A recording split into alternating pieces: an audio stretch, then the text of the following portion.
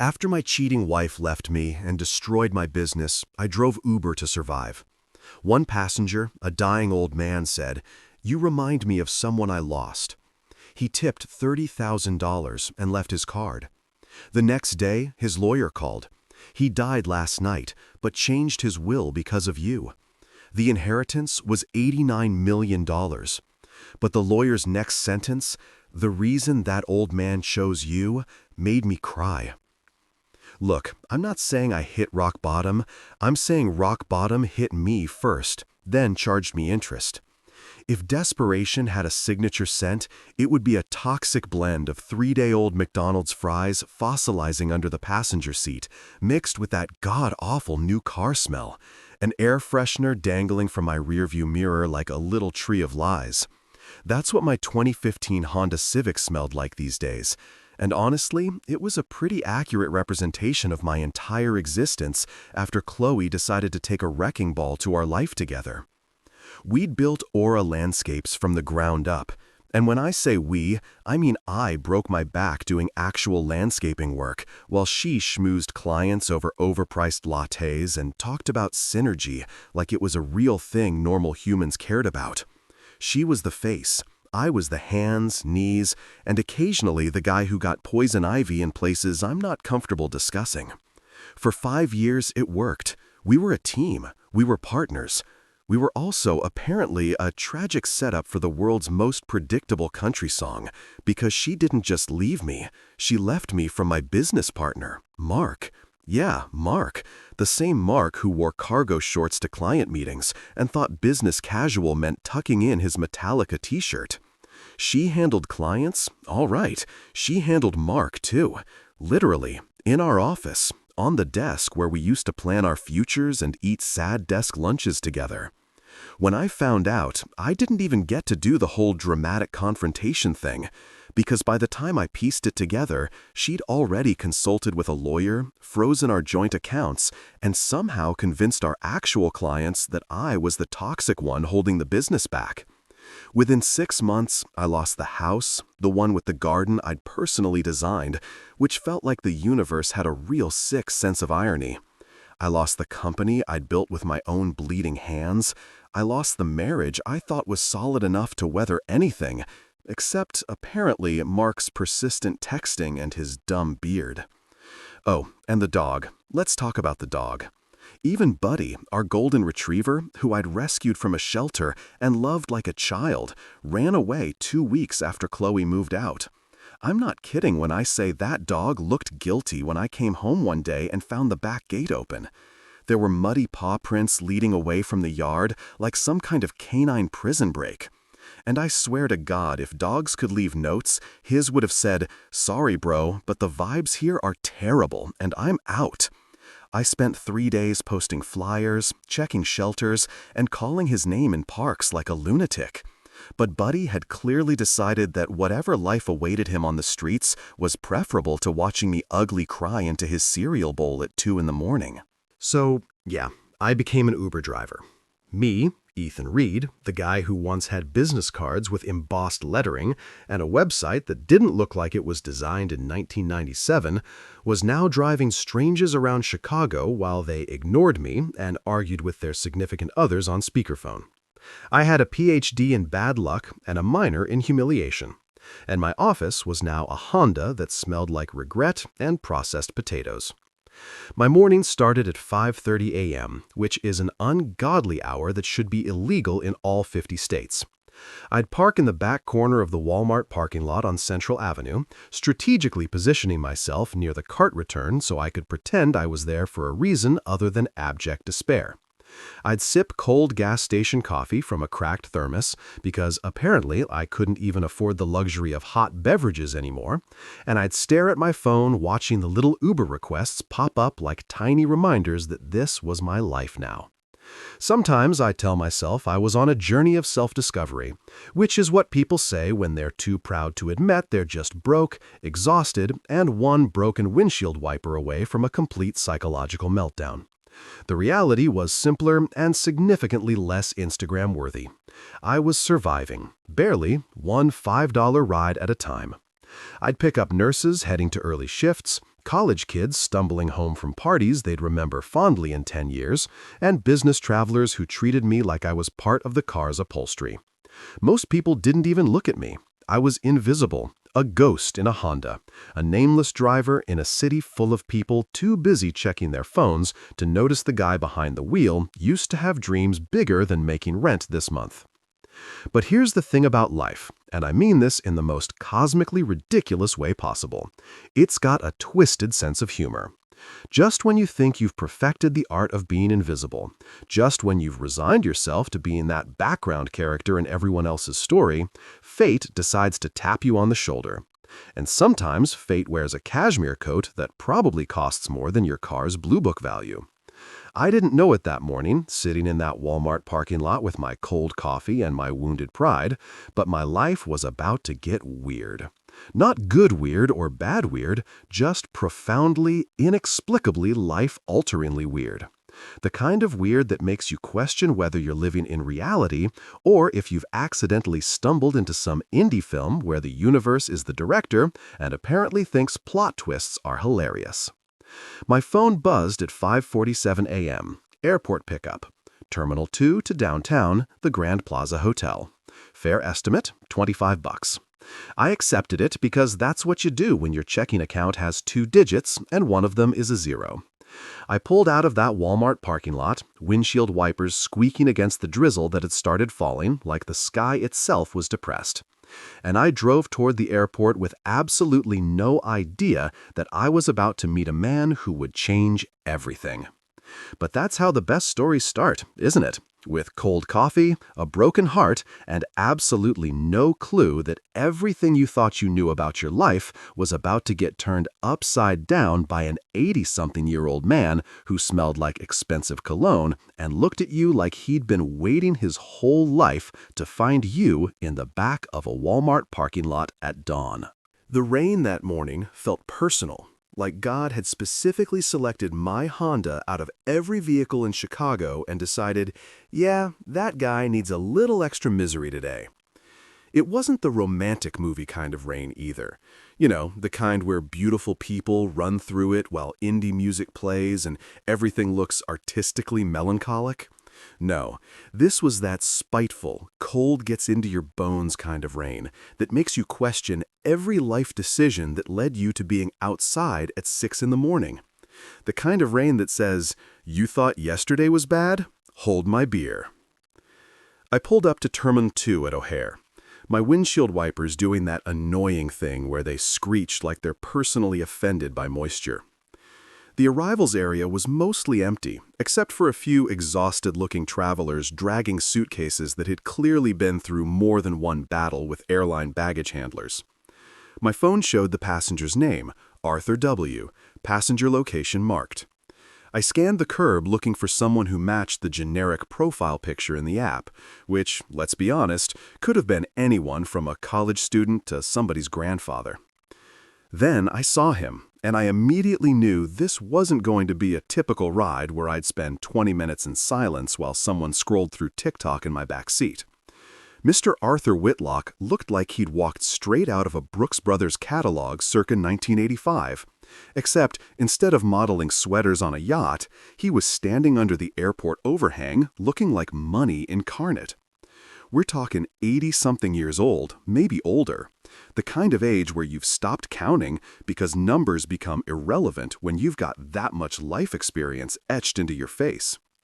He wore a charcoal overcoat that probably cost more than I'd made in the last 3 months, a silk scarf that looked smoother than my entire existence, and shoes so polished I could see my reflection in them from 15 feet away.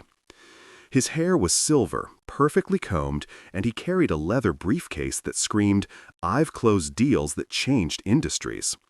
He moved slowly, deliberately, like every step was calculated and measured. But when he spoke, his voice was sharp, cutting through the rain and the airport chaos like a knife through warm butter. "You're Ethan?" he asked, already knowing the answer, because my beat-up Honda with the Uber sticker was kind of a dead giveaway. "That's me," I said, popping the trunk. "Let me grab your bag, sir." "I've got it," he said, but not in a dismissive way, More like a man who'd spent his whole life refusing help because accepting it felt like admitting weakness. He placed his bag in the trunk with a precision that suggested he'd done this exact motion 10,000 times in his life, then settled into the back seat with a small grunt that old knees make when they're forced to bend at unnatural angles. But when he spoke, his voice was sharp, cutting through the rain and the airport chaos like a knife through warm butter. "You're Ethan?" he asked, already knowing the answer because my beat-up Honda with the Uber sticker was kind of a dead giveaway. "That's me," I said, popping the trunk. "Let me grab your bag, sir." "I've got it," he said, but not in a dismissive way, more like a man who'd spent his whole life refusing help because accepting it felt like admitting weakness. He placed his bag in the trunk with a precision that suggested he'd done this exact motion 10,000 times in his life, then settled into the back seat with a small grunt that old knees make when they're forced to bend at unnatural angles. I pulled away from the curb, merging into the light morning traffic heading downtown. The rain picked up because, of course it did. My wipers protested louder. The car smelled like old fries and now faintly like expensive cologne that probably had a French name I couldn't pronounce. "Rough weather," I said, because that's what you say when you're an Uber driver and the silence feels too heavy. Weather talk, the universal language of people who don't know each other but are temporarily stuck together in a moving vehicle. He smiled. Not the polite, dismissive smile people give service workers, but a real one, like I'd said something that actually registered in his brain. "I've seen worse," he replied, his voice carrying the weight of someone who'd lived through things that made a little rain look like a minor inconvenience. Try negotiating hostile corporate takeovers in the 80s during a thunderstorm when your competition is trying to literally steal your company out from under you. That's rough weather. I laughed because, honestly, what else are you supposed to do when an elderly businessman casually drops a line like that? "Well, sir, the roughest weather I've dealt with lately is my ex-wife's lawyer, so I think you've still got me beat." He chuckled, a dry sound that suggested he'd heard every variation of divorce jokes humanity had to offer. "Divorce, huh? Expensive business." "You have no idea," I said, shaking my head as I merged onto I-90. "Or maybe you do. You look like a man who's been through some things." "Several things," he said, his tone shifting slightly, like we'd stumbled onto territory he didn't usually discuss with strangers. Most of them expensive, in ways that have nothing to do with money. We drove in silence for a while after that, and it wasn't uncomfortable. It was the kind of silence that happens when two people are both thinking about their respective disasters but don't quite know how to articulate them. The rain drummed on the roof. The highway stretched ahead, gray and endless. My GPS cheerfully informed me we'd arrive at the Grand Plaza Hotel in 18 minutes. As if time meant anything when you're trapped in existential contemplation with a stranger who smells like he's worth millions. Then he broke the silence with a question that caught me completely off guard. "What did you do before this?" I glanced at him in the rearview mirror. His eyes were sharp, intensely focused, like he wasn't just making small talk, but genuinely wanted to know. "You mean before I became Chicago's most average Uber driver?" "Yes, before that." I sighed, because the answer required explaining a level of failure I usually tried to avoid discussing before 7 a.m. "I owned a landscaping company. Built it from nothing. Well, built it with my wife, Aura Landscapes. We had 30 employees, contracts with some of the biggest properties in the city. Even did work for a few commercial developments. I was good at it, too. Really good. Had this whole vision about sustainable urban landscaping, native plant integration, the whole environmentally conscious thing before it was trendy." "Impressive," Arthur said, and he sounded like he meant it. "Was impressive," I corrected. Past tense. "Then my wife decided that our business partner, Mark, was more interesting than me. And apparently sleeping with him meant she also got to sleep with my half of the company. She turned every client against me, convinced them I was difficult to work with. And by the time the lawyers finished bleeding me dry, I had nothing. No company, no house, no wife, and somehow no dog either, because even Buddy decided I was too depressing to be around. Arthur was quiet for a moment, processing this. Then he said something I didn't expect. "So, you're a survivor." "I'm a guy driving strangers around in a car that smells like defeat," I said. "Not sure that qualifies as surviving." "It does," he said, firmly. "Survival isn't about winning. It's about still being here when everything's told you to quit. Trust me, I've watched empires crumble, including my own, a few times. The people who survive aren't the smartest or the richest. They're the ones too stubborn to disappear." I didn't know what to say to that, so I just kept driving, feeling like this random elderly passenger had somehow looked directly into my soul and decided to give it a pep talk. We talked more after that, about failure, ambition, business, and how the only thing faster than success is how quickly people vanish when you lose everything. He told me about building his pharmaceutical company in the 70s, about competitors who tried to destroy him, about regulatory battles and patent wars that sounded like something out of a corporate thriller novel. He spoke with the casual authority of someone who'd spent decades making decisions that affected thousands of people. When he asked about my family, I gave him the short version. "Just me and the Honda now. My dad and I barely talk. We had a falling out years ago over something stupid that became something big. My mom passed when I was in college. No siblings. So yeah, it's pretty much just me and whatever classic rock station is playing at any given moment." He went quiet again, staring out the window at the rain-soaked city rolling past. Then, so softly I almost didn't hear it, he said, "You remind me of someone I lost." And just like that, the energy in the car shifted from casual conversation to something heavier, something that felt like grief dressed up in expensive clothing. The thing about driving strangers around for a living is that you become accustomed to a certain level of emotional detachment. People get in your car, they exist in your space for 15 minutes or an hour. They share fragments of their lives, complaints about their boss, excitement about a date, anxiety about a job interview, and then they disappear forever. You're like a mobile confessional booth, except instead of forgiving sins, you're just trying to maintain a 5-star rating and avoid getting 1-starred because someone didn't like your choice of air freshener. You learn not to get attached. You learn not to ask follow-up questions. You definitely learn not to let their stories creep under your skin and set up permanent residence in your brain. But Arthur Whitlock wasn't playing by those rules, and honestly, neither was I at this point. When he said I reminded him of someone he'd lost, the air on my Honda changed.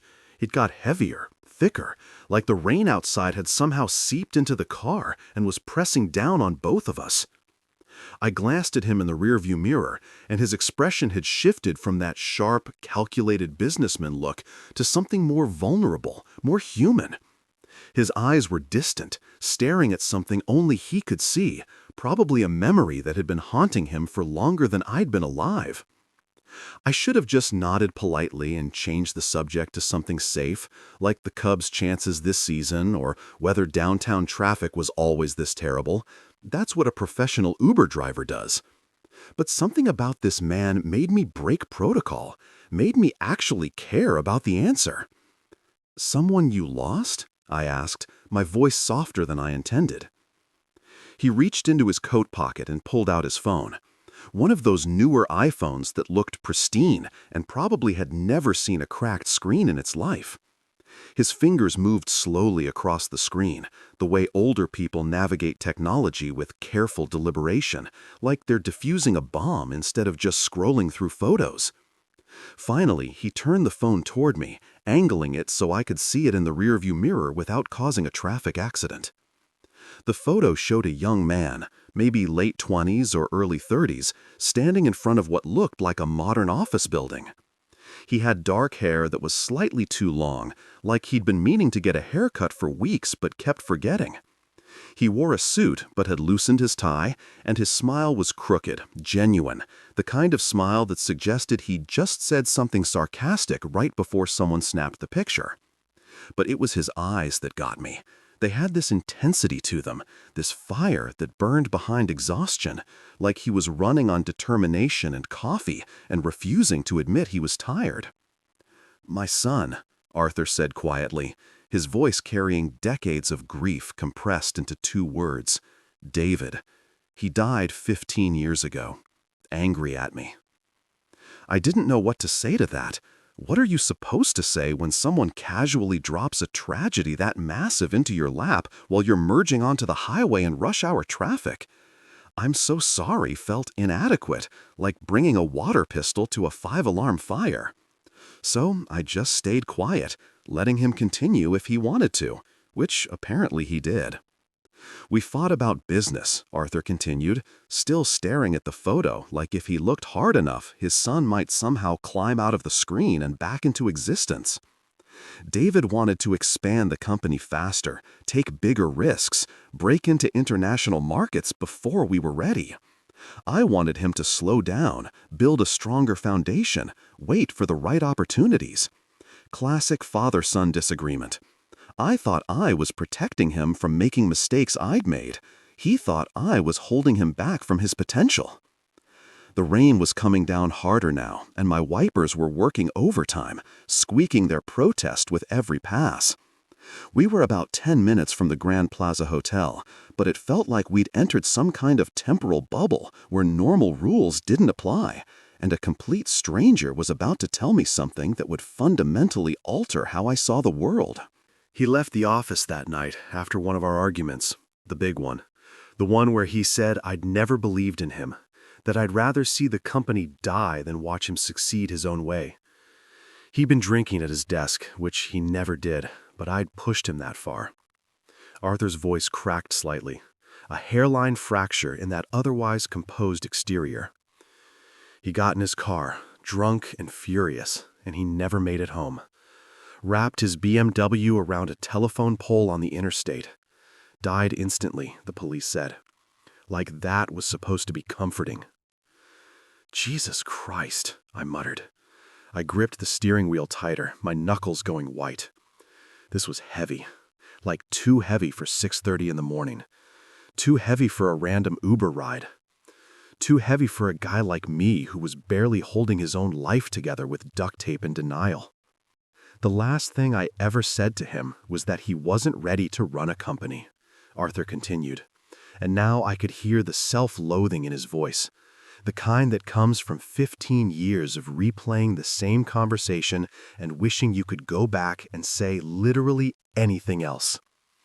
The last thing he said to me was that I'd regret underestimating him. And you know what? He was right. I've regretted it every single day since. The car felt too small suddenly, like the walls were closing in and taking all the oxygen with them. I wanted to say something profound, something that would ease even a fraction of this man's pain. But my brain was completely empty, except for the sound of windshield wipers and the crushing weight of generational trauma being dumped on me by a stranger in a cashmere coat. Instead, what came out of my mouth was, "At least he didn't have to sit in Chicago traffic." Silver lining. There was a beat of silence. One of those moments where you immediately regret everything you've ever said in your entire life and wonder if it's too late to eject yourself from your own vehicle. And then Arthur laughed. Actually laughed. Not a polite chuckle, but a real, genuine, from-the-belly laugh that filled the car and seemed to crack open something that had been sealed shut for years. "God, you sound just like him," Arthur said, wiping his eyes. David would have said exactly that. Dark humor in the face of tragedy. Never knew when to be serious. I glanced at him again in the mirror, and he was smiling now, but it was one of those bittersweet smiles that contained multitudes. Grief and love and regret and acceptance, all mixed together in a way that my chest hurt. "You have his eyes," Arthur said, leaning forward slightly, studying me like I was a puzzle he was trying to solve. "Same fire, same stubbornness, same look like the world's beating you down, but you're too annoyed to stay down. It's uncanny, actually."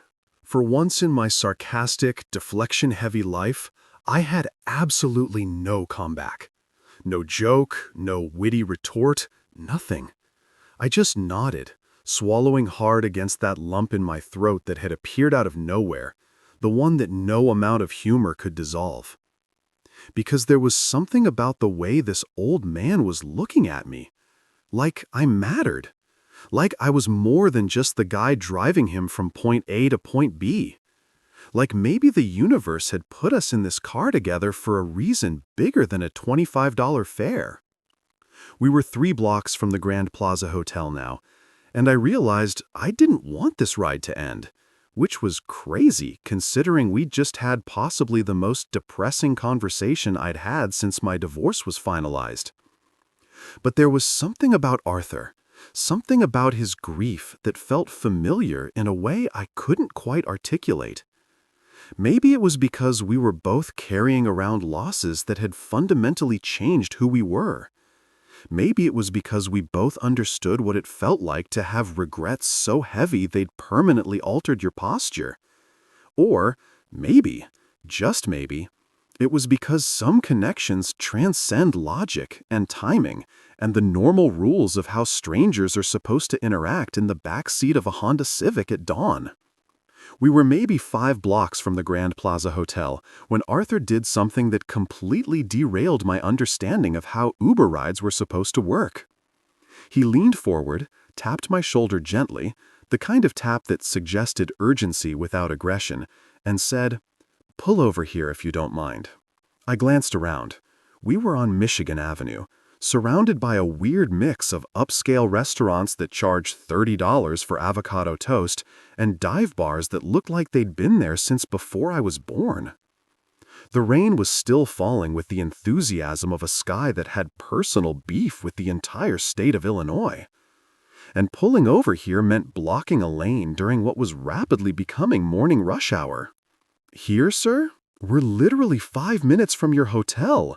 Are you feeling okay? Do you need me to—" "I'm fine," he interrupted. But his voice had that quality that older people get when they're absolutely not fine, but they've spent so many decades pretending to be fine that they've perfected the lie. "Just pull over, please." So I did. Because what else are you supposed to do when an 80-something-year-old man who just told you about his dead son asks you to pull over? I flipped on my hazard lights, which immediately made the car feel like a mobile emergency, and shifted into park. Behind us, someone honked. Because of course they did. Because Chicago drivers are contractually obligated to express their frustration at any minor inconvenience. Arthur sat back in his seat, and for the first time since he'd gotten in my car, he looked old. Not just elderly, but genuinely old. Like the weight of every year he'd lived had suddenly decided to collect all at once. The rain drummed on the roof with a rhythm that felt almost meditative. And he stared out the window, at nothing in particular, or maybe at everything all at once. The way people do when they're seeing their entire life play out in their mind like some kind of greatest hits reel that's heavy on the regrets. "My doctor gave me 3 weeks," he said suddenly, matter-of-factly, like he was informing me about the weather forecast or telling me his hotel checkout time. "Stage 4 pancreatic cancer. Spread to my liver, my lungs, pretty much everywhere that matters. They offered me treatment, but at my age, treatment just means dragging out the inevitable while feeling like garbage, so I declined." I froze. My hands were still on the steering wheel, even though we were parked, and I realized I was gripping it so hard my fingers had gone numb. 3 weeks. This man had 3 weeks left on Earth, and he was spending part of that time in my beat-up Honda that smelled like a fast food crime scene, telling a complete stranger about his impending death. "Sir," I said, and my voice came out weird, strangled. "Are you, sure you want to be talking to me about this? And not, say, your family, or a priest, or literally anyone else who's more qualified to handle existential conversations about mortality?" He chuckled, which seemed like an inappropriate response to being told someone was dying, but then again, what's the appropriate response? "My family's gone," he said simply. "Wife died 8 years ago from Alzheimer's. Spent the last 3 years not knowing who I was, which felt like a punishment custom designed for my specific sins. David was our only child. No grandchildren, no nieces or nephews close enough to bother with. Just me and a company full of people who respect me professionally but wouldn't recognize me if they saw me outside the boardroom. The honesty was brutal, the kind that hits you in the chest and makes it hard to breathe. Here was a man who'd clearly built an empire, who wore shoes that cost more than my monthly rent, who'd spent decades making decisions that affected thousands of people. And he was dying alone, confessing to his Uber driver because there was literally nobody else. But maybe, Arthur continued, turning to look at me directly now, his eyes sharp despite the grief pooling in them, maybe I was meant to talk to you. Maybe that's how this works. The universe throws people together right when they need each other most, even if they don't realize it yet. Before I could process that statement, or figure out if he was being philosophical or if the cancer had spread to his brain and was making him say weird things, Arthur pulled out a leather checkbook from his coat pocket. An actual checkbook. I hadn't seen someone use one of those in years. Most people paid for Uber through the app, and even the elderly passengers usually had their grandkids set up Apple Pay or something. But Arthur opened that checkbook like it was the most natural thing in the world, pulled out a pen that probably cost more than my car payment, and started writing with slow, deliberate strokes. "What are you doing?" I asked, suddenly nervous because this felt like it was heading somewhere I wasn't equipped to handle. "I'd like to give you something," he said, still writing. His handwriting was surprisingly steady for someone who just admitted he was 3 weeks away from death. "Not for the ride. The app will handle that. This is for listening. For not treating me like I'm already dead. For making me laugh about Chicago traffic when I told you about my son." "Sir, you don't have to." "I know I don't have to," he interrupted, signing the check with a flourish that suggested he'd signed thousands of these over his lifetime. He tore the check from the book with a satisfying rip, folded it twice with precise creases, and held it out to me. "Promise me something, though." I took the check, feeling the expensive paper between my fingers, but I didn't look at it yet because Arthur was staring at me with an intensity that demanded my full attention. "Promise you what?" "Call your father tonight," he said. And his voice had that quality that made it clear this wasn't a suggestion. It was a directive from a dying man who'd earned the right to make demands. "I don't care what you fought about. I don't care how long it's been. I don't care if it's awkward or uncomfortable, or if you think it won't change anything. Call him." "Sir, my dad and I barely talk. We had a falling out 3 years ago about... It's complicated. We're just better off not..." "There's no such thing as better off when it comes to family," Arthur cut me off. And now there was steel in his voice, the kind of authority that came from decades of running a company and making people listen whether they wanted to or not.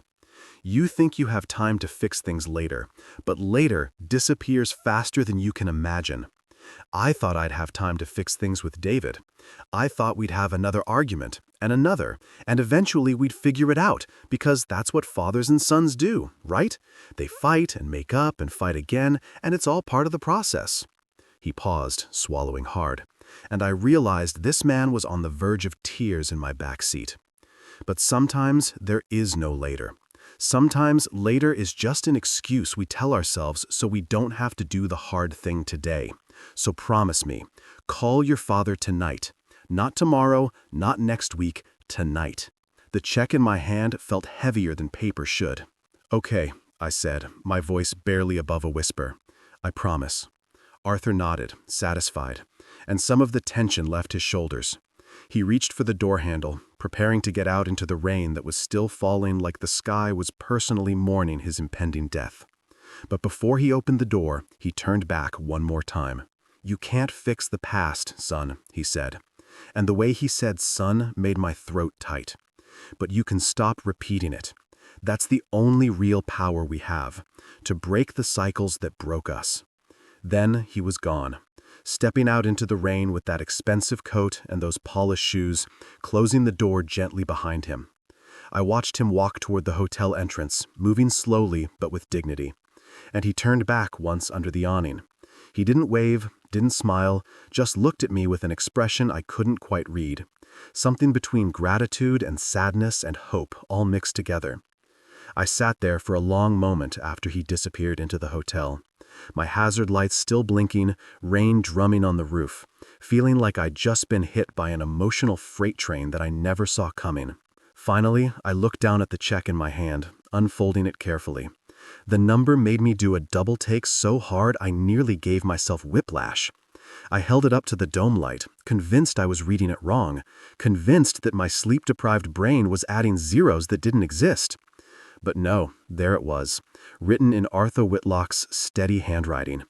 $30,000. $30,000. The memo line said simply, "For listening." I laughed, a sharp, disbelieving sound that echoed in the empty car. Then I cried.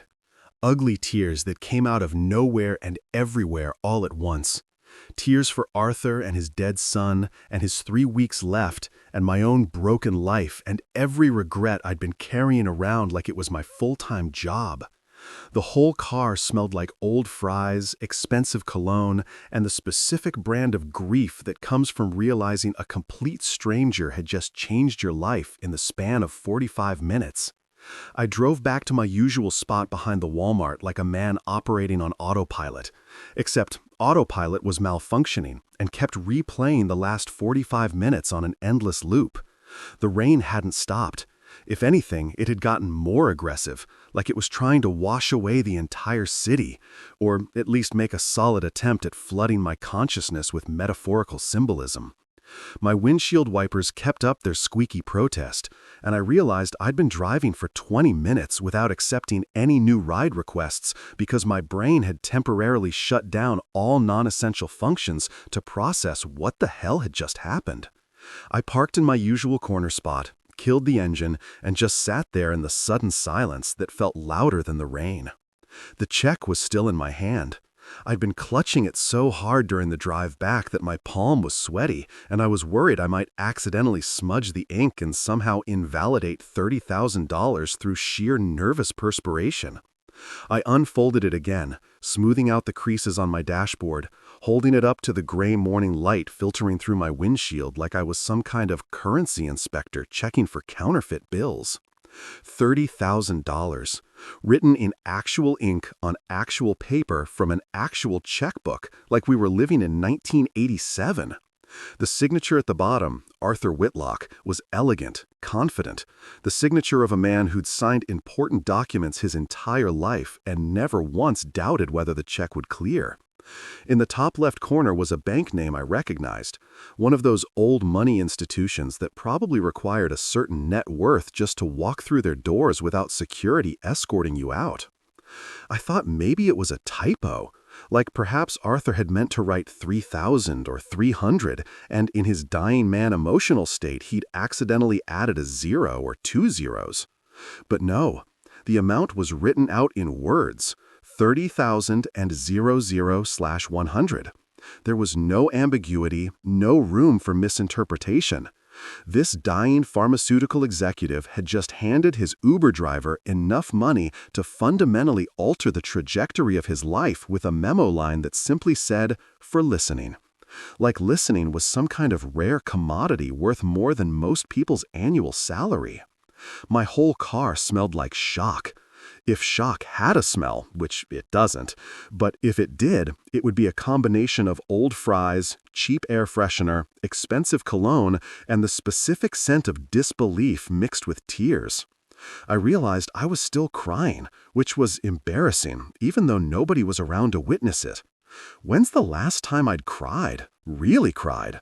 Not just teared up during a particularly emotional commercial or when I found out Buddy had run away. Probably the day the divorce was finalized, and I had to sign papers that legally dissolved 5 years of my life into a document that got filed in a government office somewhere and forgotten. But this was different. These weren't sad tears or angry tears or even particularly happy tears. These were "what the hell just happened" tears.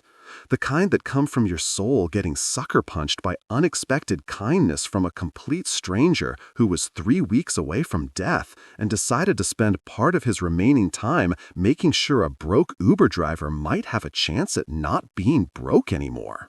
I pulled out my phone, checked my bank account, because that's what you do when you're holding a check that could potentially solve most of your immediate financial problems. Balance: $847.32. That was it. That was everything I had to my name after 5 years of building a business and a life that had been systematically dismantled by betrayal and bad luck. $847 stood between me and complete financial catastrophe. And I'd been living on that edge for so long I'd started to think it was normal, like maybe everyone was one missed car payment away from sleeping in their vehicle. But $30,000, that was breathing room. That was security deposit and first month's rent on an actual apartment, instead of crashing on my buddy Leo's couch and pretending I was between places instead of admitting I was homeless. That was fixing the weird noise my Honda had been making for 3 months that I'd been ignoring because I couldn't afford a mechanic. That was not having to choose between eating dinner and putting gas in my tank.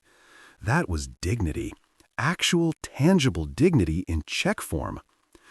The sun was starting to rise, weak and watery behind the rain clouds, and the Walmart parking lot was filling up with early morning shoppers and employees starting their shifts.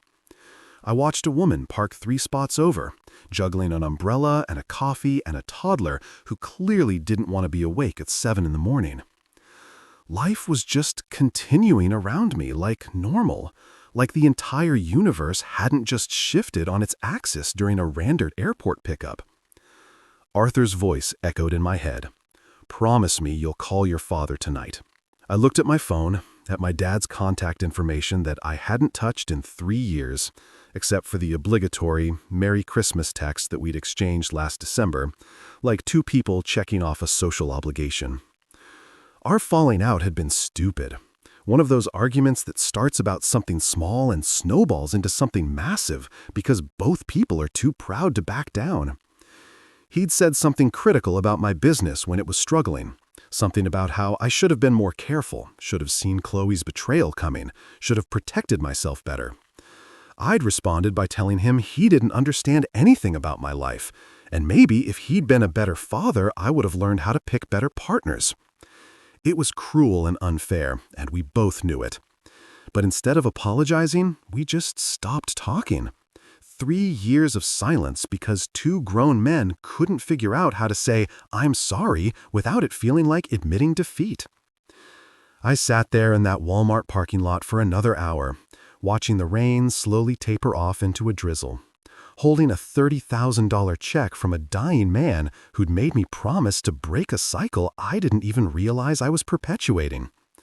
Finally, around 8:30 in the morning, I did something I hadn't done in 3 years. I called my dad. He picked up on the first ring, which surprised me. His voice came through my car speakers via Bluetooth, sounding older than I remembered, rough with sleep or emotion or both. "Ethan, you okay?" Not hello. Not this is unexpected. Just immediate concern that something was wrong, because why else would his estranged son be calling him at 8:30 on a random Thursday morning? It made my chest hurt. The realization that despite 3 years of silence, his first instinct was still to worry about whether I was okay. "Yeah," I said, and my voice cracked embarrassingly. "Yeah, Dad, I'm okay. I paused, trying to figure out how to explain what had just happened without sounding completely insane. I just met a guy who reminded me that we're both still alive, and that maybe that matters more than whatever stupid thing we've been fighting about." There was a long pause on the other end, the kind of pause that contains entire conversations that don't need to be spoken out loud. I could hear him breathing. I could imagine him sitting in his kitchen with his morning coffee, trying to process why his son was suddenly calling him with vague philosophical statements about mortality. "You sound like you've been crying," he said, finally, his voice gentle in a way I'd forgotten it could be. "Nope," I lied automatically. "Just emotional allergies. Very severe. The pollen count is brutal today." He laughed, a short, surprised sound that I hadn't heard in 3 years. "It's been raining all morning, Ethan. There's no pollen." "Okay, fine," I admitted. I've been crying.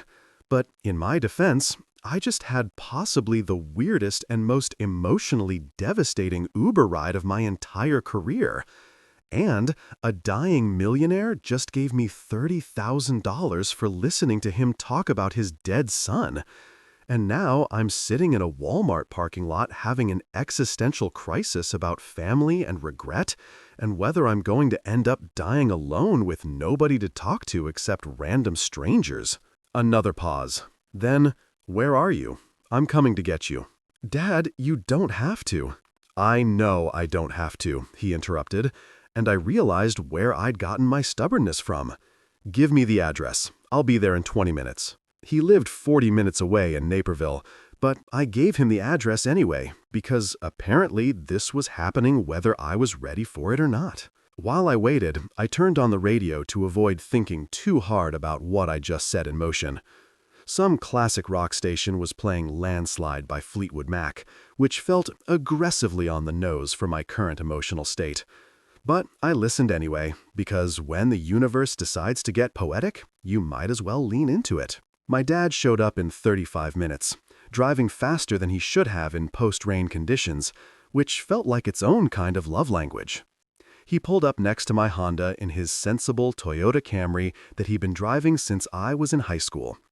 And when he got out, I realized he looked older too. More gray hair, deeper lines around his eyes, that slight stoop that comes from decades of carrying weight you can't put down. We stared at each other across the parking lot for a moment. Two stubborn men who'd spent 3 years being too proud to admit they missed each other.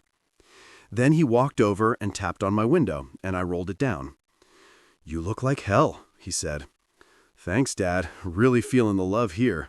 "Come on," he said, opening my door. "I'm buying you breakfast. Real breakfast, not whatever gas station garbage you've been surviving on." We ended up at a Denny's, because that's where Midwestern fathers take their sons when emotional reconciliation requires pancakes. We sat across from each other in a booth that had probably witnessed 1,000 similar conversations. And we ate mediocre eggs and drank coffee that tasted like forgiveness tastes when it's been 3 years overdue. Bitter, sweet, and necessary all at once. I woke up the next morning feeling like I'd been emotionally hungover. You know that specific exhaustion that comes from crying, reconciling with your estranged father, and processing the fact that a dying stranger had handed you enough money to temporarily solve your life? My phone was buzzing on the floor next to Leo's couch where I'd been crashing for the past 4 months, and I seriously considered ignoring it because it was 7 in the morning and whoever was calling me at this hour clearly didn't respect the universal law that nothing good happens before 8 a.m. But then I remembered the check and the possibility that maybe it was the bank calling to confirm that yes, this insane deposit was legitimate and not some elaborate prank. So I rolled off the couch, literally rolled, because apparently I'd been sleeping in a position that had turned my spine into a pretzel, and grabbed my phone. Unknown number, Chicago area code. I answered with my professional Uber voice, the one I used when I was pretending to be a functional human being instead of a disaster held together by cheap coffee and denial. "Hello? Mr. Ethan Reed." The voice on the other end was male, crisp, with that particular cadence that lawyers develop where every word sounds like it's been carefully selected from a dictionary of formal speech. He pronounced my name correctly, too, which was notable because half the people I encountered called me Ethan like I was some kind of biblical figure. "Who's asking?" I said, because my natural instinct when someone uses my full name is to assume I'm either in trouble or about to be sold something I don't need. If this is about my car's extended warranty, I'm going to save us both some time and tell you I can barely afford the regular warranty. "This is Atticus Blackwood," he continued, completely unfazed by my sarcasm, which suggested he dealt with difficult people professionally. "I'm the senior partner at Blackwood & Associates, and I'm calling regarding Mr. Arthur Whitlock. I understand you drove him from the airport yesterday morning." My stomach dropped in a way that had nothing to do with hunger and everything to do with the sudden, terrible certainty that this conversation was about to go somewhere I wasn't prepared for. "Yeah," I said slowly, sitting down on Leo's couch because my legs suddenly felt unreliable. I drove him to the Grand Plaza Hotel. Is he okay?"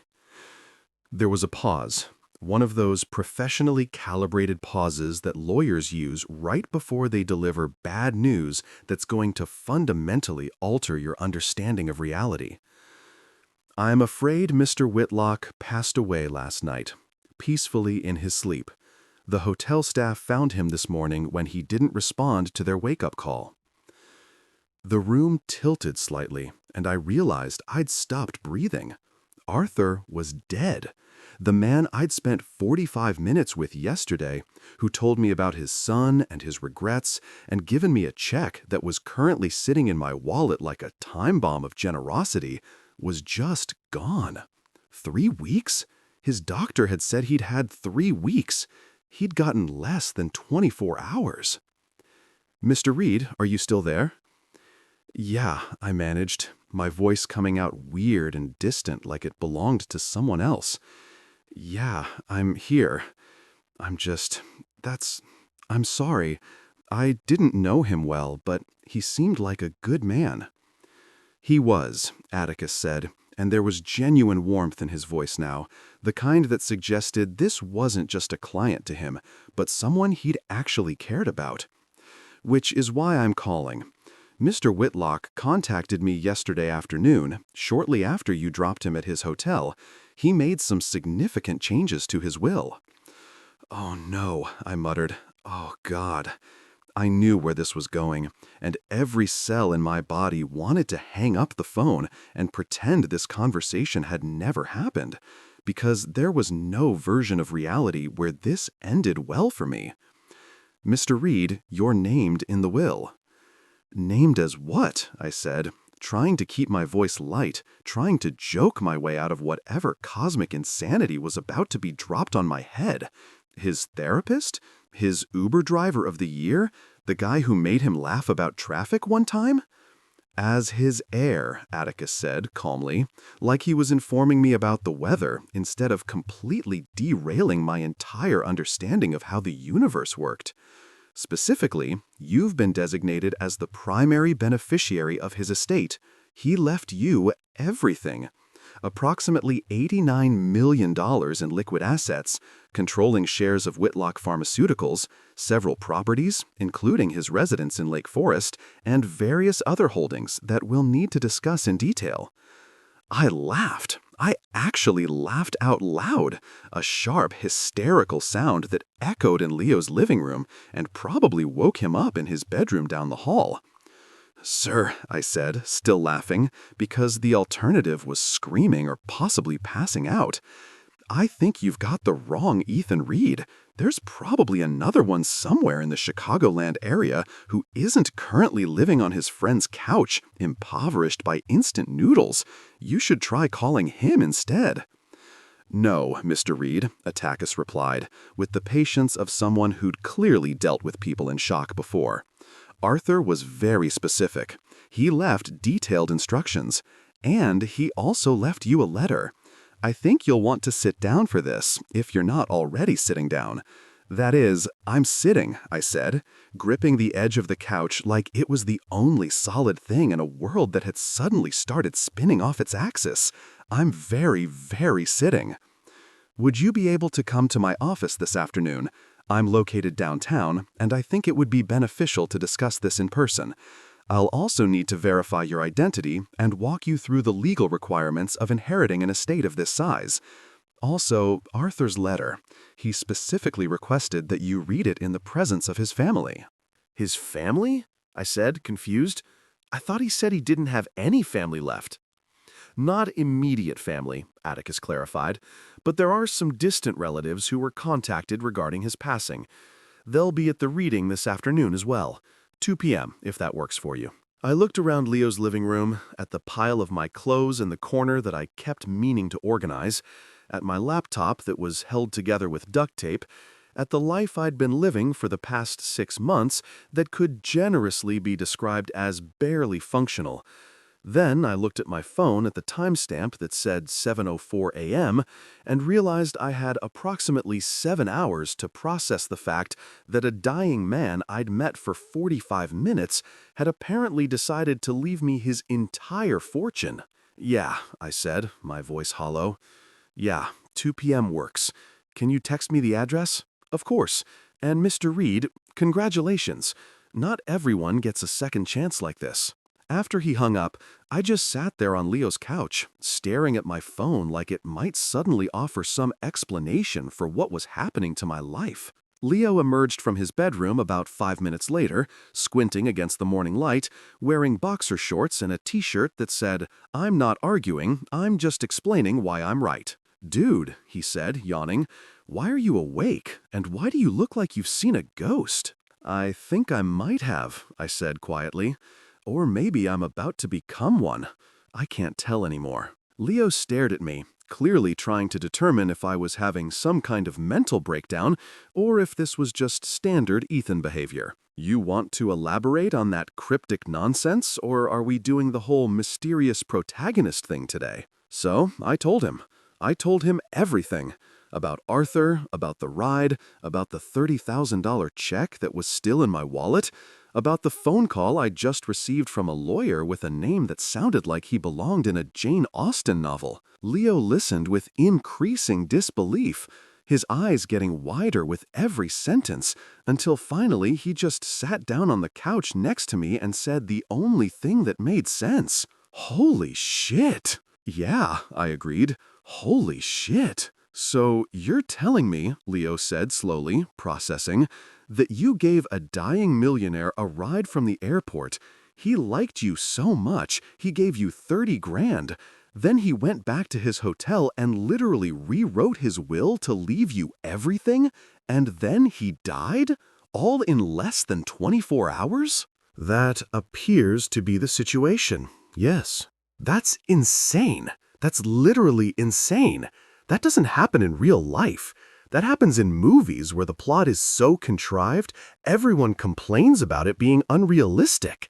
"And yet," I said, holding up my phone with Atticus's text message containing the address of Blackwood and Associates, "here we are living in a contrived movie plot." Leo leaned back against the couch, staring at the ceiling like it might have answers. "So, what are you gonna do?"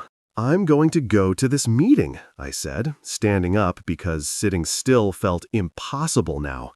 "I'm going to read whatever letter Arthur left me. I'm going to meet his family, who probably hate me already because some random Uber driver is inheriting everything while they get nothing. And then I'm probably going to have a complete nervous breakdown in a lawyer's office, which seems fitting given how my life's been going lately." "You need me to come with you?" Leo asked.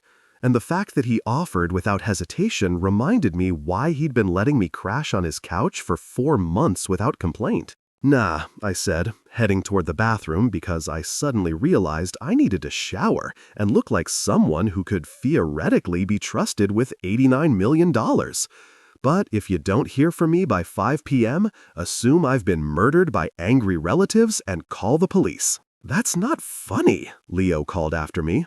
"Who said I was joking?" I yelled back, turning on the shower and watching the water run while I tried to mentally prepare for what was about to be either the best or worst afternoon of my entire life. Spoiler alert, it was going to be both. The offices of Blackwood and Associates occupied the entire 14th floor of a downtown building that made my Honda look like a sad joke on wheels.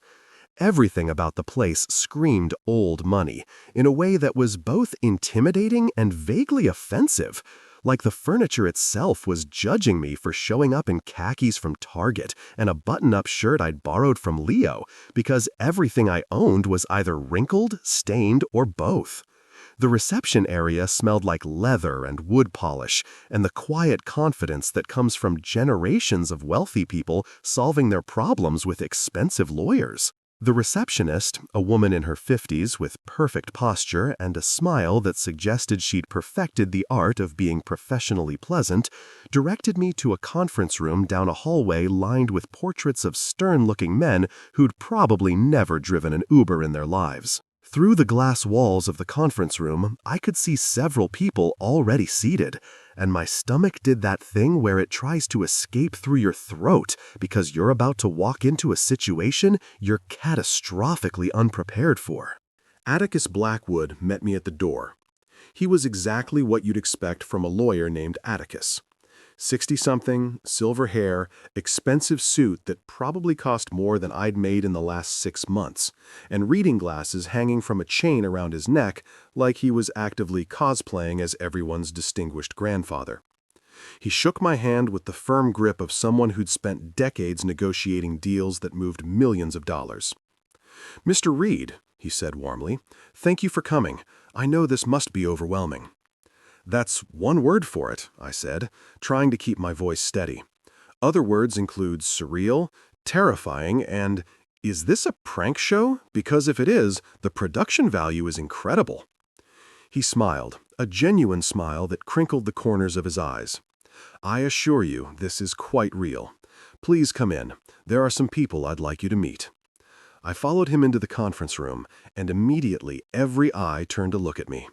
There were 4 other people seated around a massive wooden table that looked like it had witnessed more important conversations than I'd had in my entire life.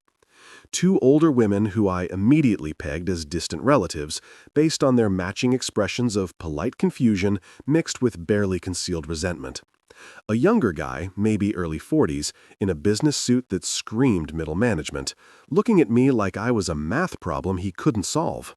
And then, sitting at the far end of the table, was someone who made my brain short-circuit entirely. My dad. "What?" I started, but my dad held up his hand, looking just as confused as I felt. "Ethan, I got a call from Mr. Blackwood's office this morning. They said I needed to be here. Something about family records, and I don't understand what's happening any more than you do." Atticus gestured for me to sit, then took his position at the head of the table like a conductor preparing to lead an orchestra through a particularly complicated symphony. "Thank you all for coming on such short notice. I know this is unusual, and I appreciate your patience. As you all know, Arthur Whitlock passed away yesterday morning. His death, while not unexpected given his diagnosis, came sooner than anticipated. One of the older women, she had that pursed lip look of someone who'd spent her entire life being mildly disappointed by everything, cleared her throat. "Mr. Blackwood, I don't mean to be rude, but why is there a stranger at this reading? We're family, however distant, and this young man—" "Is essential to understanding Arthur's final wishes," Atticus interrupted smoothly, "which will become clear momentarily. Now, if we could proceed." He pulled out a manila envelope that looked like it contained either extremely important documents or the instructions for some kind of elaborate treasure hunt. Arthur left a letter that he requested be read aloud in the presence of everyone gathered here today. "Mr. Reed, this is primarily addressed to you, but its contents concern everyone in this room." He opened the envelope and pulled out several sheets of paper covered in handwriting. Arthur's handwriting, I realized. The same elegant script I'd seen on the $30,000 check. Atticus cleared his throat and began to read. And I swear to God, the temperature in the room dropped about 10 degrees. "Ethan," Atticus read, his voice taking on a softer quality, "if you're hearing this, I'm gone. Faster than expected, probably, because that's how pancreatic cancer works. It doesn't care about timelines or unfinished business. I know you'll want to refuse this inheritance. You'll think it's too much, that you don't deserve it, that there's been some mistake. But I need you to listen to what I'm about to tell you, because it's going to change how you understand everything." I felt my dad's eyes on me, but I couldn't look at him. I was frozen, every muscle in my body locked in place while Atticus continued. "After my son David died, my wife Eleanor and I searched desperately for his girlfriend.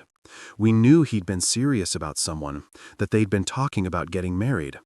But he'd kept the relationship private because I'd been difficult about his personal life the same way I was difficult about his professional life.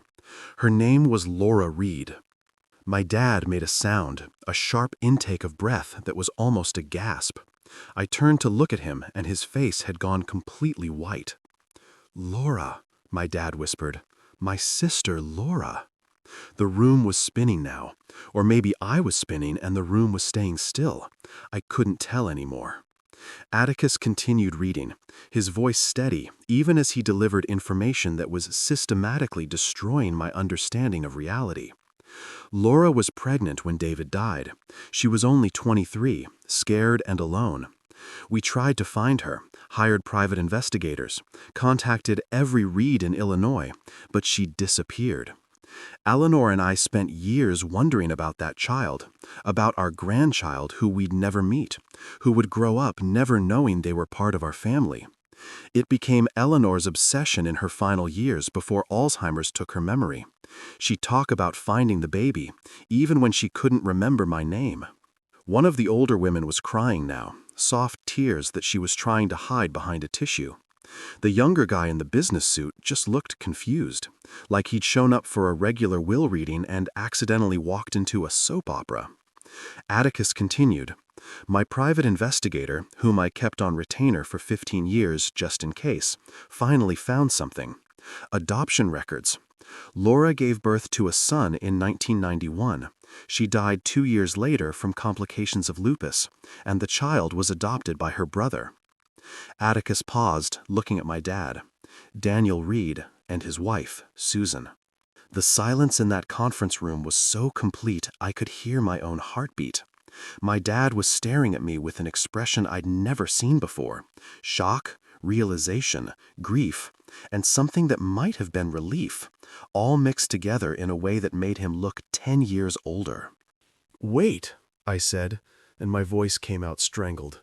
"What are you saying?" "The child Laura gave birth to," Atticus read, "her son, David's son, is you, Ethan. You're my grandson." The world tilted sideways. I heard someone say, "Oh my God," but couldn't tell if it was me or someone else in the room. My dad had his face in his hands now, shoulders shaking, and I realized he was crying. Actually crying. Something I'd seen maybe twice in my entire life. "You reminded me of my boy," Atticus continued, his own voice starting to crack slightly. "Not just in name, but in heart, in spirit, in that stubborn refusal to give up even when everything's falling apart. When you told me about your business, about your divorce, about losing everything, I saw David. And when you made me laugh about Chicago traffic right after I told you about the worst moment of my life, I knew you were someone who understood that humor isn't disrespect, it's survival." I couldn't breathe.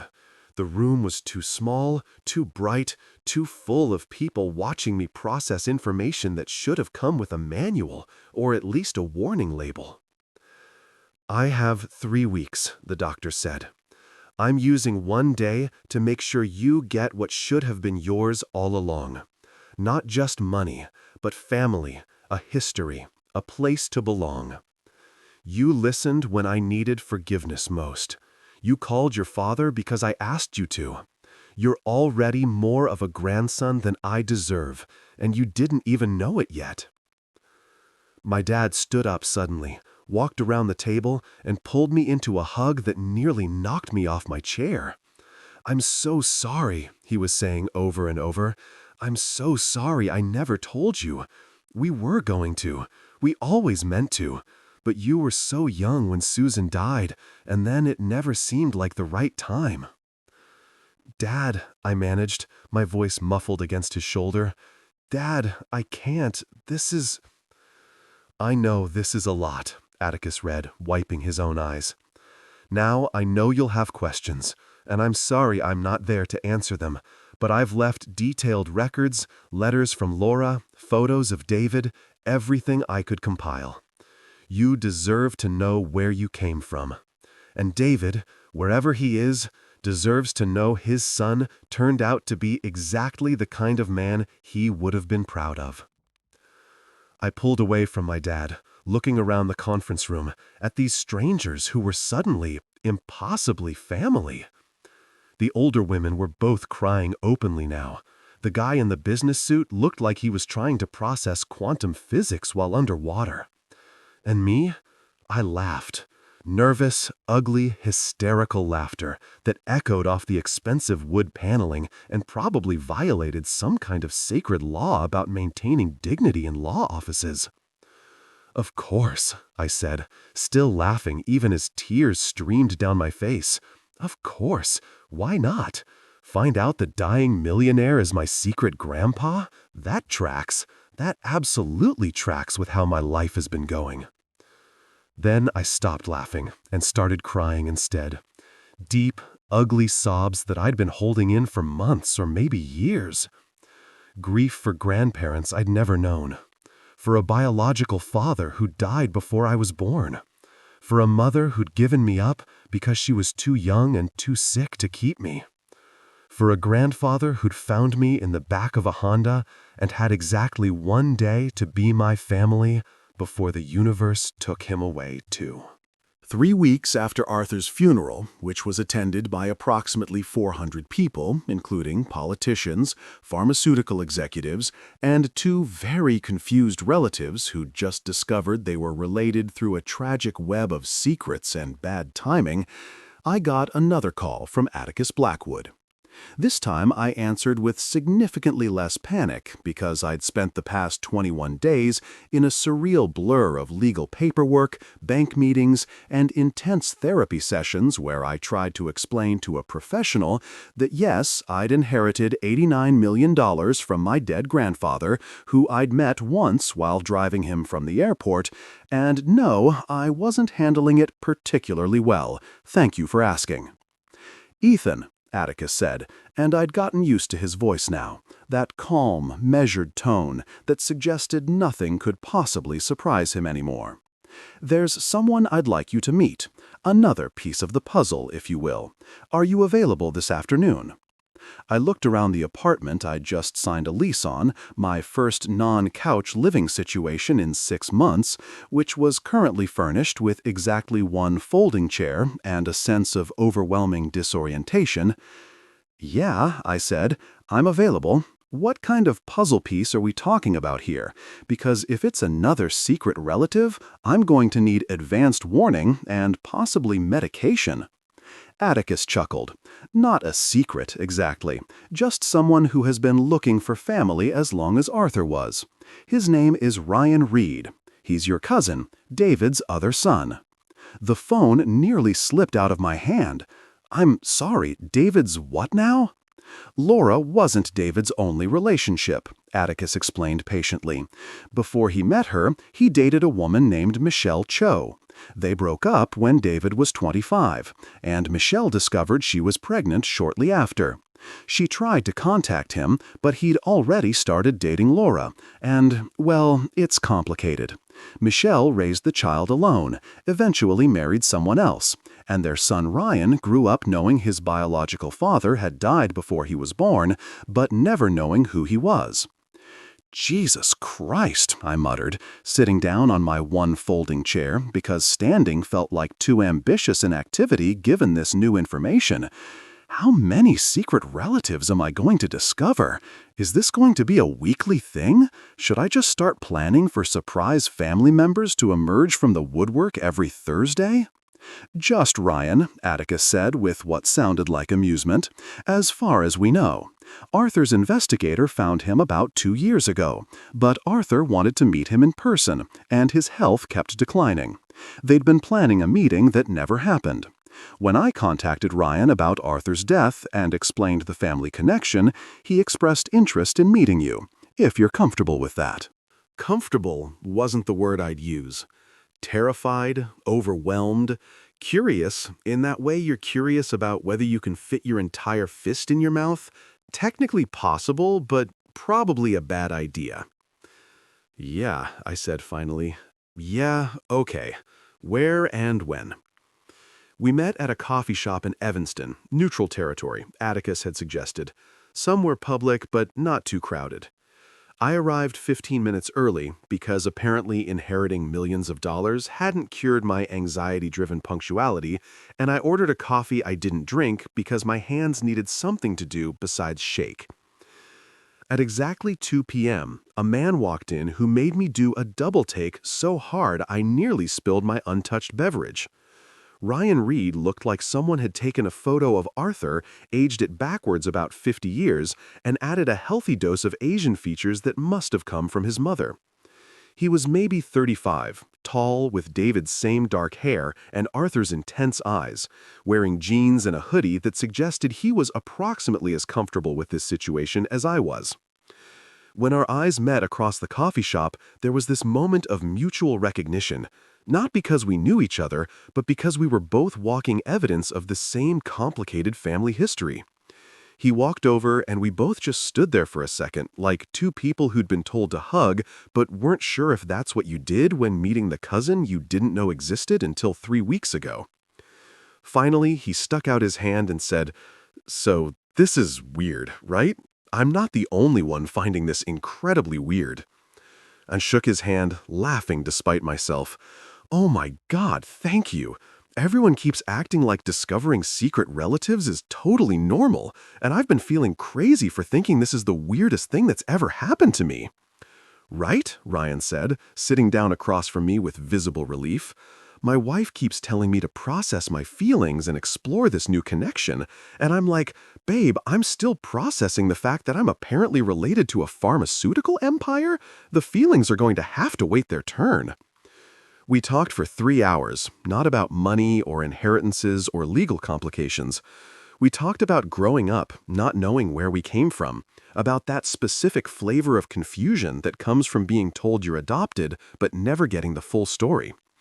Ryan had been raised by his mom and stepdad in Evanston, had 3 kids of his own, worked as an architect, and had spent his entire life with this vague sense that there was information missing from his personal narrative.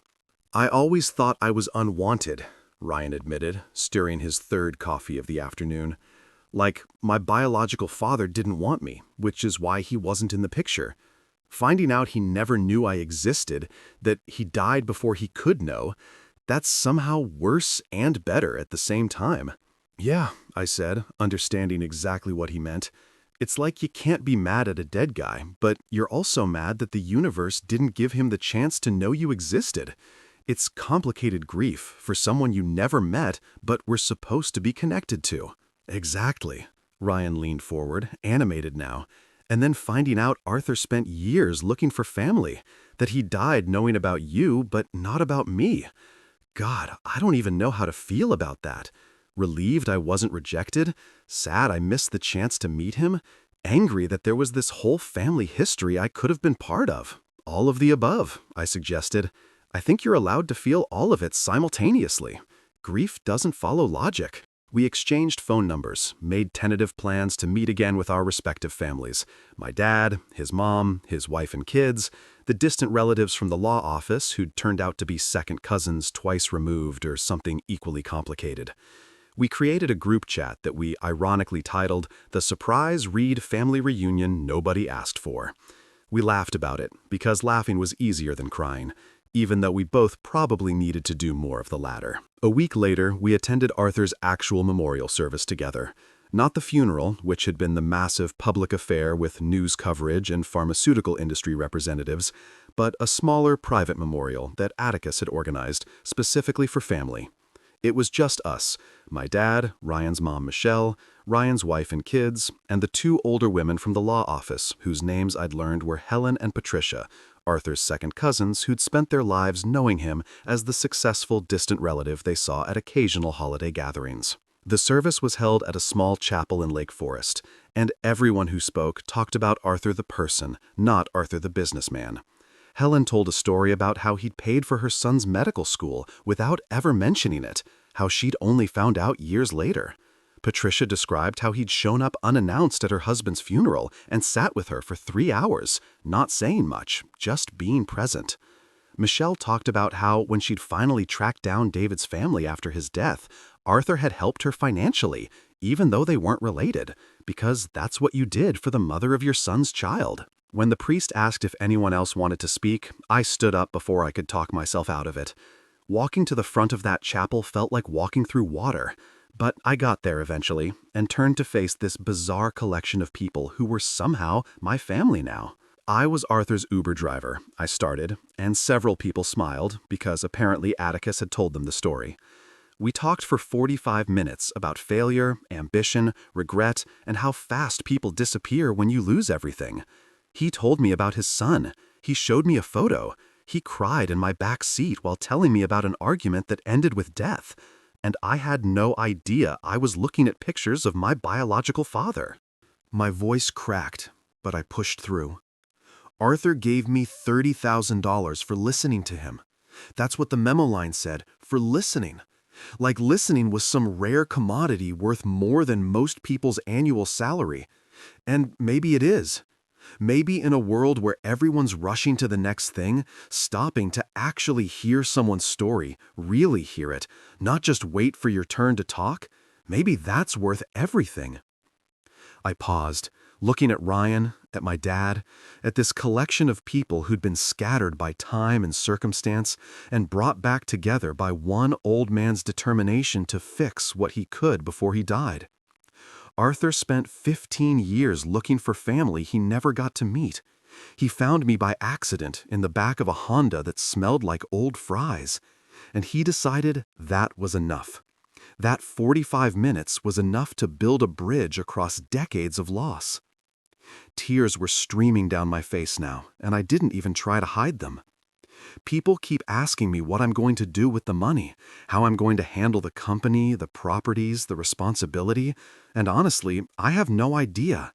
But I know what Arthur would want me to do with the family, the actual family, the people in this room who are connected by tragedy and love and the stubborn refusal to let one generation's pain become the next generation's prison. I looked directly at Ryan. He'd want us to know each other, to break the cycle of silence and secrets that kept us apart, to stop letting pride and fear and complicated grief keep us from the people who are supposed to matter most. After the service, we all went to a diner because apparently that's the Reed family way of processing emotions over mediocre coffee and breakfast food served at inappropriate times of day. Ryan's kids ran around, being delightfully chaotic, while the adults tried to map out family trees on napkins and kept getting confused about who was related to whom and how. My dad and Michelle had a long conversation about Laura, sharing memories of a woman who'd been too young and too sick to raise her son, but had loved him enough to make sure he had a family who could. Helen and Patricia told stories about Arthur that made him seem less like an intimidating pharmaceutical executive and more like a complicated man who'd spent his life trying to atone for one terrible argument with his son. Money doesn't solve everything, but it sure as hell helps you think clearer when you're not choosing between dinner and rent. I learned that pretty quickly once the estate actually transferred and my bank account went from 3 digits to 9 digits, which remains the most surreal sentence I've ever had to process. For about a week, I just stared at my phone, refreshing my banking app like it might suddenly correct itself and reveal this had all been an elaborate prank. But it wasn't a prank, and Arthur's fortune came with something more valuable than the money itself. It came with purpose. I knew exactly what he'd want me to do with it, because he'd told me in that Honda. Break the cycle. Stop repeating the past. Use what you've been given to help people who are drowning, the way we both drowned. So I restarted Aura Gardens. Not landscapes, gardens, because I wanted it to be about growth, not just maintenance. My brother Ben, who'd been working construction and hating every minute of it, became my partner. We hired people who'd lost their businesses, who'd been betrayed by partners, who were one bad month away from sleeping in their cars like I'd been. Our first employee was a 53-year-old woman named Carol, whose bakery had failed after her husband cleaned out their joint account and disappeared to Florida with his 25-year-old secretary. Our second was a mechanic named Ray, who'd lost his shop when his son's medical bills bankrupted the family. We called our charity wing the Whitlock Foundation for Second Chances, because Arthur had given me one, and I'd be damned if I wasn't going to pass it forward. Within 6 months, we'd helped 47 families, covering medical bills, restarting businesses, providing interest-free loans to people the banks had written off as bad investments. Every person who walked through our door got treated like they mattered, because Arthur had treated me like I mattered when I was nobody special. When Chloe heard about it, because of course she heard about it, bad news travels fast, but apparently so does news about your ex-husband inheriting a pharmaceutical empire, she sent me a message. Just 3 words. Can we talk? I stared at that text for a full minute before responding with 4 words that gave me more satisfaction than they probably should have. Sure, my lawyer loves talking. We never did talk. Turns out when your ex-wife realizes you're no longer desperate, she suddenly has nothing to say. Funny how that works. The foundation became my full-time job, and Ben ran Aura Gardens with the kind of passion I'd always wished I could have maintained before exhaustion and betrayal beat it out of me. We expanded into landscaping contracts with affordable housing developments, created job training programs, hired ex-convicts nobody else would give a chance to. Arthur's money was working harder than it ever had sitting in investment accounts. And every time we helped someone, I thought about that 45-minute ride and how one person deciding to see another person's humanity can change everything. Sometimes people ask me if I felt guilty inheriting money from a man I'd known for less than an hour, getting a fortune I hadn't earned while other people worked their entire lives for scraps. And yeah, some days I felt guilty as hell. But then I'd remember Arthur's face when he talked about his son. Remember how he'd said, "You can't fix the past, but you can stop repeating it." And I'd realized guilt was just another way of staying stuck. So I kept moving forward, kept writing checks to people who needed second chances, kept building the kind of legacy Arthur wished he'd built with David, one based on forgiveness instead of regret, on listening instead of judging, on believing people deserve another shot, even when everything says they don't. I still drive Uber once a week, Thursday mornings, just to stay humble and remember where I came from. People think I'm insane when I tell them this. You're worth how much and you're still driving strangers around Chicago at 6 a.m.? Yeah, I am. Because the moment I forget what it felt like to be invisible, desperate, and one broken windshield wiper away from a complete breakdown is the moment I become exactly the kind of person Arthur spent his life regretting being. My Honda's long gone. Donated it to a single mom who needed reliable transportation more than I needed the memories of rock bottom. Now I drive a decent Toyota that doesn't smell like existential crisis, and I've upgraded my air freshener game considerably. But the principle remains the same.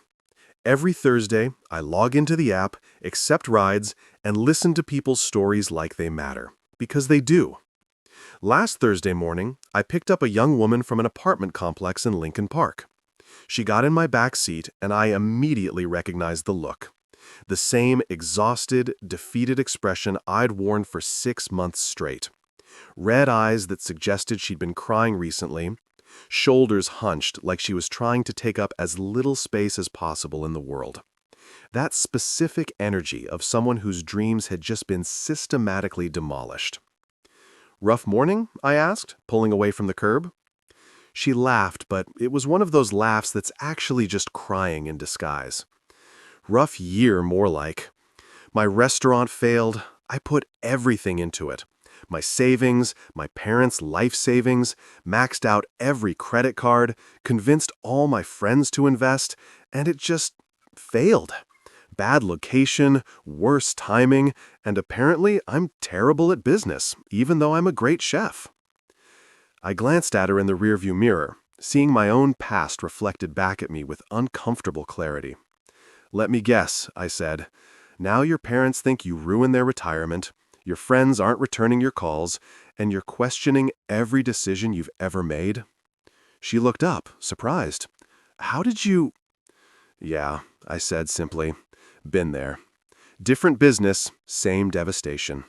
Lost everything, including my dog, who apparently had standards about the kind of human he was willing to live with." That got a real laugh out of her. Small, but genuine.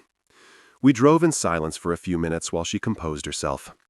And I thought about Arthur, about that rainy morning that had changed everything, about how he'd looked at me and seen his son instead of just another Uber driver, about how one person deciding to care can alter the entire trajectory of someone's life.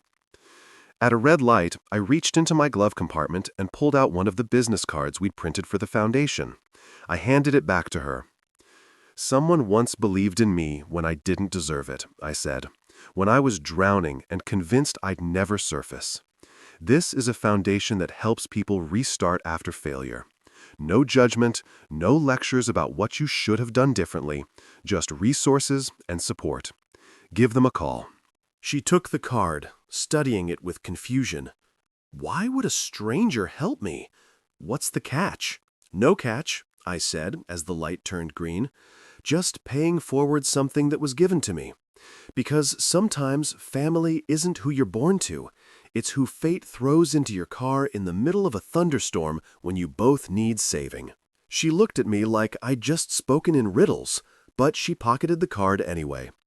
When I dropped her off at her destination, she paused before getting out. "Thank you," she said quietly, "not just for the ride." "Thank Arthur," I replied. "He's the one who taught me that listening matters more than advice, and that second chances aren't just for people who deserve them. They're for everyone who's brave enough to try again." After she left, I sat in my car for a moment, thinking about how many people are out there right now, drowning in failure and convinced they're invisible. Thinking about how Arthur had seen me when I felt most invisible, had decided 45 minutes was enough time to build a bridge across decades of grief and loneliness and regret. I keep Arthur's business card in my wallet, the one from his final ride, slightly worn now from being carried around for over a year. On the back, in his distinctive handwriting, are the words that changed me forever. Every ending is just a beginning waiting for brave enough hands to build it. Every time I read those words, usually on Thursday mornings before my first pickup, I whisper the same thing. "Thanks, Grandpa, and thanks for the tip." Then I turn on the app, accept the next ride, and go looking for the next person who needs to know they're not invisible. Because that's what family does. Real family. Chosen family. The kind that gets built in the back of a Honda during a rainstorm when two broken people decide that maybe being broken together is better than being alone. Arthur gave me $89 million, controlling shares of a pharmaceutical company and properties I'm still discovering. But the real inheritance, it was the lesson that everyone you meet is fighting a battle you know nothing about. And sometimes the most valuable thing you can give someone isn't money or advice or solutions. It's the simple act of seeing them, really seeing them, and deciding they matter. That's worth more than any fortune. And every Thursday morning, I get to pass it forward, one ride at a time.